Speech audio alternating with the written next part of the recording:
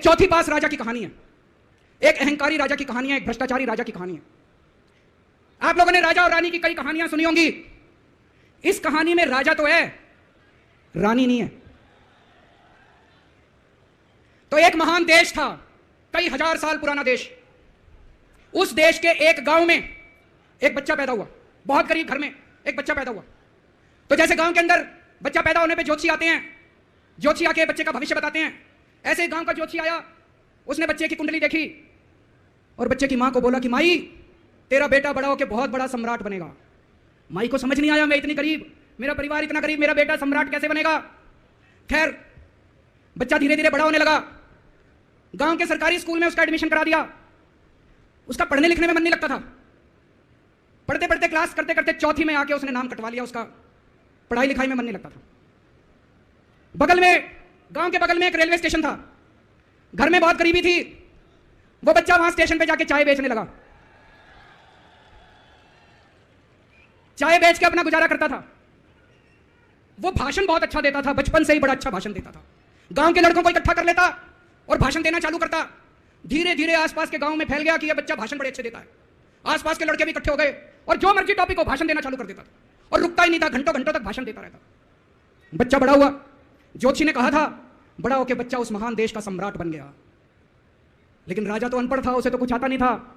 अफसर आते, उस अनपढ़ राजा से जहां मर्जी साइन करा लेते, जहां मर्जी जो मर्जी साइन करा लेते। वो राजा अनपढ़ था, उसे लगता था मैं अगर अफसरों से पूछूंगा तो मेरी कमजोरी सबके सामने प्रकट हो जाएगी, अफसरों को लगेगा मेरे को कुछ आता नहीं है। अफसर जो मर्जी लेके आते थे वहां साइन कर देता था। वो धीरे धीरे पूरे देश के अंदर फैल गया कि राजा अनपढ़ है, राजा अनपढ़ है। राजा को बड़ा बुरा लगने लगा, तो राजा ने कहीं से एक फर्जी डिग्री का जुगाड़ कर लिया, एक फर्जी डिग्री का जुगाड़ कर लिया, एमए की डिग्री का। और राजा बोला मैं एमए हूं, पर सच्चाई तो पूरे देश को पता थी, राजा तो अनपढ़ था। धीरे धीरे राजा अहंकारी भी होता गया, अहंकारी राजा और ऊपर से अनपढ़। जो मर्जी उस राजा के पास जाता और राजा से कुछ भी पास करा के ले आता।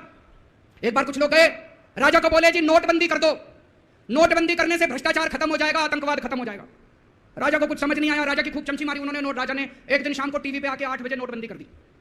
पूरे देश का बेड़ा गर्क हो गया दोस्तों। लंबी लंबी बैंकों के सामने लाइनें लग गई, कई लोग मर गए, दुकानें बंद हो गई, रोजगार बंद हो गए, बड़ी बड़ी इंडस्ट्री बंद हो गई, पूरे देश का बेड़ा गर्क हो गया। फिर एक दिन कोई आके बोला जी 2000 का नोट ले आओ। राजा 2000 का नोट ले आया। 4 साल बाद कुछ लोग आके बोले जी 2000 का नोट बंद कर दो। राजा ने 2000 का नोट बंद कर दिया। राजा को अकल तो थी नहीं, बेवकूफ था, अनपढ़ था, कभी 2000 का नोट चालू करता था, कभी 2000 का नोट बंद करता था। एक बार कुछ लोग आके बोले जी ये किसानों के कानून बना दो, इस कानून से किसानों का भला होगा। राजा ने कानून बना दिए, पूरे देश के किसान सड़कों पे उतर आए। 750 किसान मर गए आंदोलन में और 1 साल के बाद राजा को वो तीनों कानून वापस लेने पड़े। एक बार उस देश के अंदर बहुत बड़ी महामारी फैल गई, चारों तरफ महामारी फैल गई, लोग मरने लगे। किसी ने आके बोला जी थाली बजवाओ तो देश ठीक हो जाएगा। तो राजा ने पूरे देश में थाली और चम्मच बजवा दिए। महामारी तो नहीं बची, महामारी तो फैली रही। किसी ने आके कहा जी डॉक्टरों की जरूरत पड़ेगी, दवाइयों की जरूरत पड़ेगी, इंजेक्शन की जरूरत पड़ेगी, तब महामारी रुकेगी। राजा अपने दोस्तों का बड़ा ख्याल रखता था। उसके दोस्त थे, एक दोस्त ने 10,000 करोड़ रुपए चोरी कर लिए, राजा ने उसको देश से भगा दिया। दूसरे दोस्त ने 20,000 करोड़ चोरी कर लिए, राजा ने उसको भी देश से भगा दिया। पर एक दोस्त ऐसा था जिससे राजा की ज्यादा ही दोस्ती थी।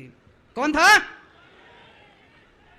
उसको उन्होंने सारे एयरपोर्ट बेच दिए, सारे जहाज बेच दिए, सारे सीपोर्ट बेच दिए, उन्होंने आसमान बेच दिया, जमीन बेच दी, राजा ने खदानें बेच दी। उस दोस्त पे राजा मेहरबान था। राजा का एक और दोस्त था, वो दोस्त इतना गंदा था कि उसने कुछ अंतरराष्ट्रीय खिलाड़ी महिलाओं के साथ बदतमीजी करी, लेकिन राजा ने दोस्ती नहीं छोड़ी। मजाल जो उस दोस्त के ऊपर कोई आंच आ जाए, राजा उस दोस्त के साथ खड़ा रहा, लेकिन उसने खिलाड़ियों का सुना। राजा का एक और दोस्त था, उस दोस्त ने किसानों के ऊपर गाड़ी चढ़ा दी, रौंद दिया, कुचल दिया किसानों को। राजा ने अपनी दोस्ती नहीं छोड़ी। इस बात पे तो दाद देनी पड़ेगी कि राजा दोस्तबाज था, एक नंबर का दोस्तबाज था। चारों तरफ अत्याचार हो गया, चारों तरफ देश के अंदर इनके अपने लोग जो थे वो बलात्कार करने लगे, गलत काम करने लगे, हाहाकार मच गया। जो राजा के खिलाफ बोलता, राजा उसको पकड़ के जेल में डाल देता। एक दिन एक पत्रकार ने कार्टून बना दिया राजा के खिलाफ, उस पत्रकार को उठा के जेल में डाल दिया। एक दिन किसी पत्रकार ने उनके खिलाफ कुछ लिख दिया, उसको पकड़ के जेल में डाल दिया। जो राजा के खिलाफ बोले उसका बेड़ा गर्क। कोई जज अगर उस राजा के खिलाफ ऑर्डर करता था, राजा उसको बख्शता नहीं था। चारों तरफ अत्याचार, महंगाई, बेरोजगारी। ऊपर आसमान में देवता ये सब देख रहे थे कि पृथ्वी के ऊपर कितना घनघोर अत्याचार हो रहा है।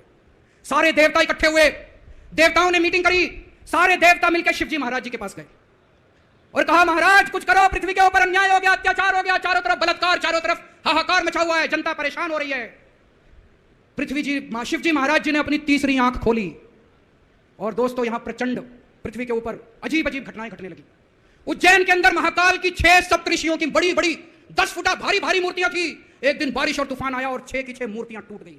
लोगों ने कहा, बड़ा अपशकुन हो रहा है, बड़ा अपशकुन हो रहा है। एक दिन एक ट्रेन एक्सीडेंट हो गया, 250 से ज्यादा लोगों की मौत हो गई। लोगों ने कहा, बड़ा अपशकुन हो रहा है। और एक दिन घनघोर बारिश आई, तूफान आया, ऊपर से आकाशवाणी हुई, सारे देश की जनता को भगवान ने कहा कि आप महान देश के लोग हो, क्या कर रहे हो, उठो, खड़े हो जाओ और इस अहंकारी राजा के खिलाफ सब लोग मिलकर आवाज उठाओ, भगवान आपके साथ है। और उसके बाद दोस्तों सोई हुई जनता जाग गई और 1 साल के अंदर उस अहंकारी राजा का राजपाट जनता ने उखाड़ के फेंक दिया। और उसके बाद वो महान देश दिन दूनी रात चौगुनी प्रगति करने लगा। यह कहानी बड़ी पवित्र कहानी है। इस कहानी को सुनने से और सुनाने से परिवार का, समाज का और देश का बहुत भला होता है। इसे ज्यादा से ज्यादा शेयर कीजिए, ज्यादा से ज्यादा लोगों तक पहुंचाइए ताकि ज्यादा से ज्यादा लोग इसे सुन सकें, इसे समझ सकें। अंत में आपसे एक ही विनती है, अगली बार वोट डालने जाओ तो ऐसे आदमी को वोट डालना, ऐसे आदमी को प्रधानमंत्री बनाना जो कम से कम इतनी तो समझ रखता हो कि 2000 का नोट कैंसिल करना है कि चालू करना है।